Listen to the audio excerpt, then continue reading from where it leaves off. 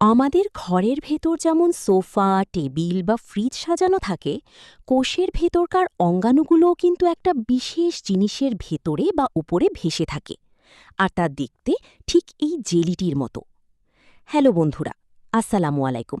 আমি সেতারা, তোমাদের জীববিজ্ঞান শিক্ষক। আজ আমরা জানব কোষের সেই জাদুকরী তরল সাইটোপ্লাজম সম্পর্কে, যা ছাড়া কোষের কোনো অস্তিত্বই থাকত না। আমরা জানি কোষের ভেতরে রয়েছে নিউক্লিয়াস, মাইটোকন্ড্রিয়া, গলগি বস্তুর মতো বিভিন্ন ক্ষুদ্রাতি ক্ষুদ্র অঙ্গ। কোষের ভেতরের শুধুমাত্র নিউক্লিয়াস ছাড়া বাকি অঙ্গাণুগুলো অর্ধতরল বা জেলি সদৃশ একটি অংশের মাঝে থাকে।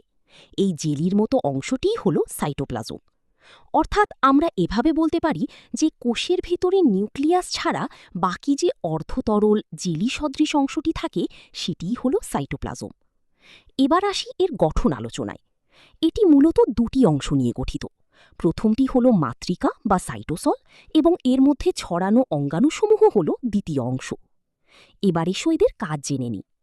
এর মূল কাজগুলো মনে রাখার একটি সহজ ট্রিক আছে। ১ নম্বর হল কোষের কঙ্কাল।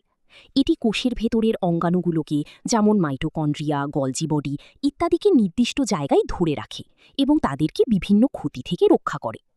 ২ নম্বরে রয়েছে রাসায়নিক গবেষণাগার, মানে কোষের বেঁচে থাকার জন্য যত ধরনের বিপাকীয় বা রাসায়নিক বিক্রিয়া প্রয়োজন, তার বেশিরভাগই ঘটে এই সাইটোপ্লাজমে।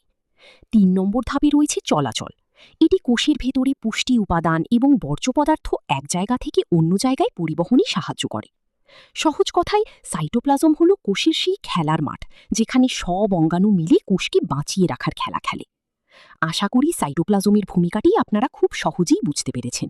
অনলাইন স্কুলের আজকের এই ডেমো ক্লাসে আমার সাথে থাকার জন্য ধন্যবাদ। আমি আজ বিদায় নিচ্ছি। আল্লাহ হাফিজ।